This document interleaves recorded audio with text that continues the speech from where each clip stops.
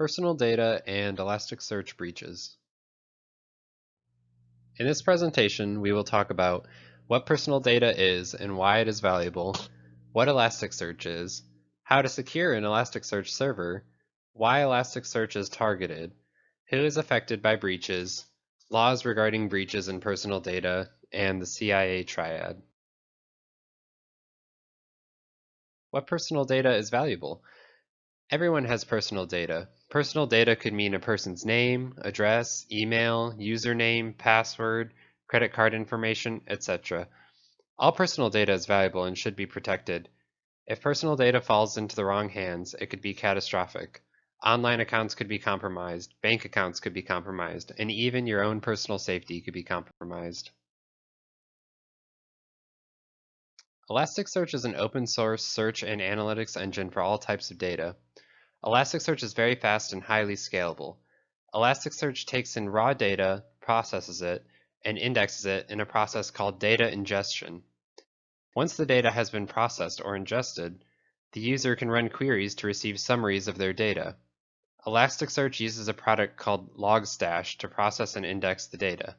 The data can then be visualized through Kibana, an element of the ELK stack, which stands for Elasticsearch, Logstash, and Kibana. What makes Elasticsearch a prime target for breaches? Elasticsearch servers are targeted because they contain massive amounts of data and are often unsecured. In 2019, we saw one of the largest Elasticsearch breaches in history. 1.2 billion people had their personal data leaked from the People Data Labs and Oxydata because their Elasticsearch server was unsecured. In total, the data racked up to a whopping 4 terabytes of data. In another recent breach, 250 million records were leaked from Microsoft's Customer Service and Support Department in 2019. While the leaked information may not pose an immediate threat, if personal information such as emails are leaked, it could lead to spear phishing or another attack on your personal information. Anyone can secure an Elasticsearch cluster. To do this, we will have to ensure that the default configuration is turned on. We ensure that the network has been set up and secured. And we ensure that the users are limited to the roles they need. We will be covering this thoroughly in the next slides. Physical security is important. It goes without saying that having someone walk up and be able to manipulate ingress and egress traffic would be frightening alone. What about someone walking up and just unplugging a cable? Well, therefore, physical security is important. The initial steps should be vetting all personnel that will be working for the organization, usually done with some type of background check. The building should have some way of ensuring authorization and identification to the areas of the building. This should be implemented at the front of the building where it will read a common access card with a PIN verifying who you are and allowing what you know to be entered into the system.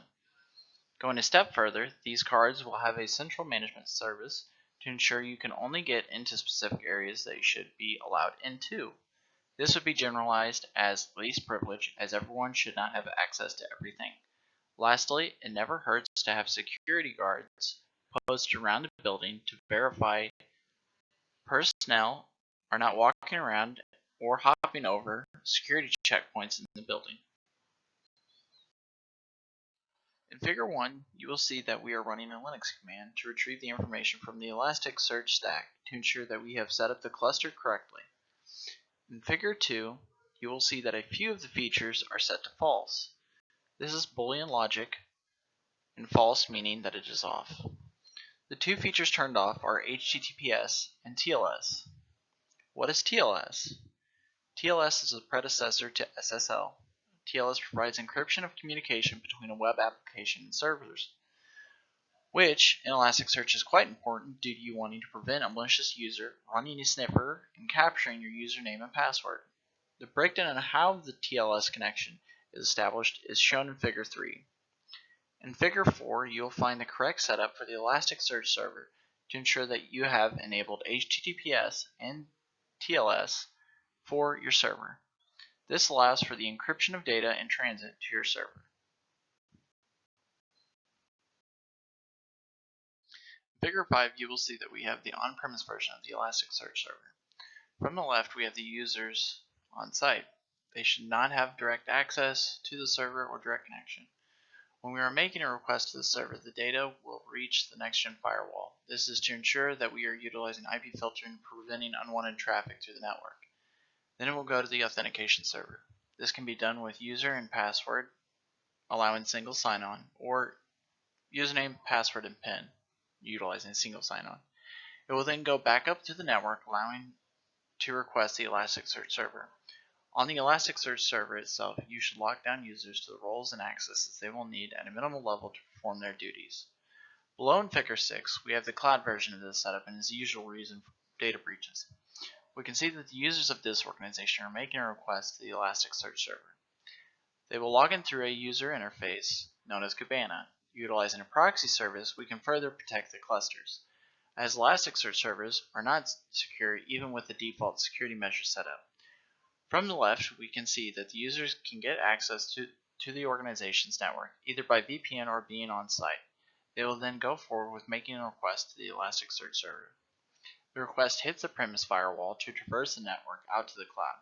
This will allow for layer 7 filtering and layer 3 filtering, ensuring there aren't any unacceptable web requests and no rogue IPs. You will notice that we have security zones. These are provided in most, if not all, the cloud providers. This is a way to have a GUI network management system where you can tell what is allowed through each section of the network and what IPs can make requests. Usually in the cloud, you will have a connection termination point before it enters your internal network. This would be our firewall. We also have set up in front of the firewall is a security zone, telling it to only allow our organization's private IP space to be allowed to access that portion of the network.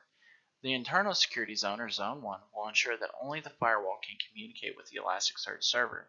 However, as an additional precaution, we have implemented a proxy to ensure that no unacceptable access to the Elasticsearch server is made other than the admin. The admin would have direct access to the cluster. You can use plugins like SearchGuard that can ensure compliance is met.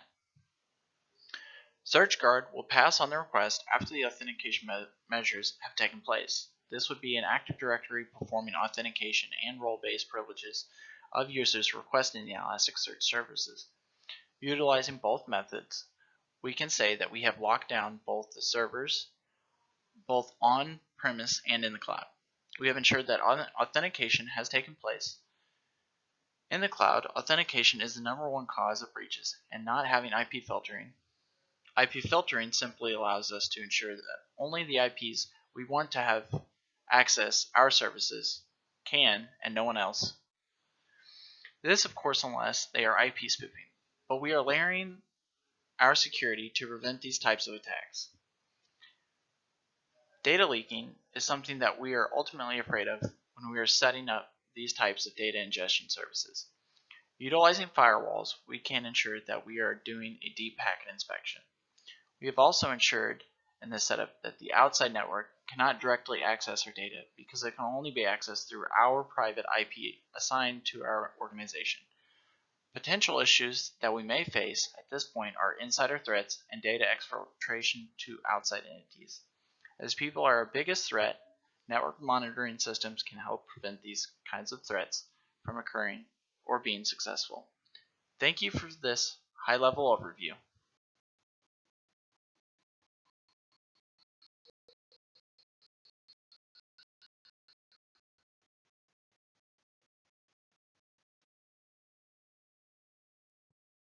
Who is affected by Elasticsearch breaches? Anyone who has given information to a company that uses Elasticsearch could be at risk. This means that a large percentage of the population is at the mercy of companies that hold the information.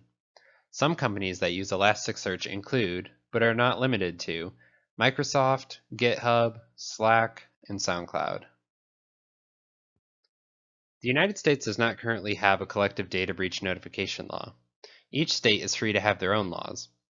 The first data breach law was legislated in California in 2002, and the most recent in Alabama in 2018.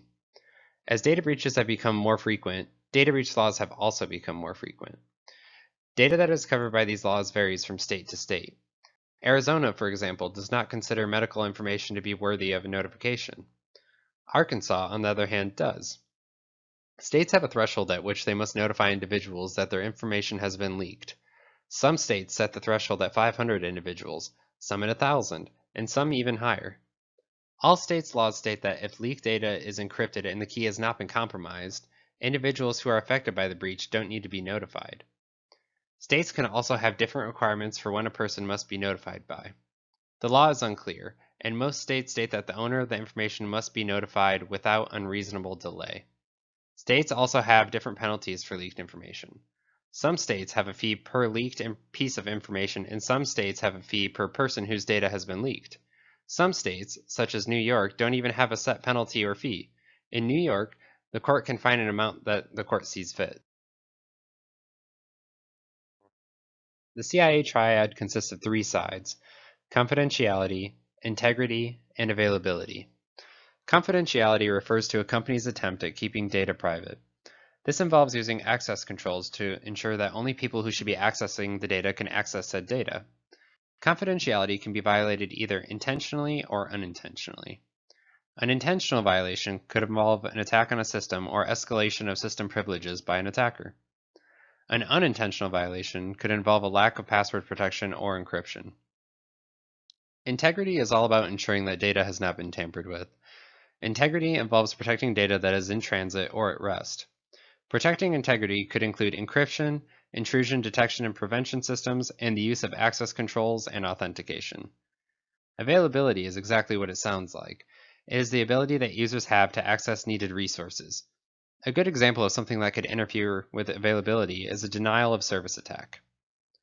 A good question to ask yourself is, are companies that are involved with data breaches upholding the three elements of the CIA triad? And if not, where could they improve?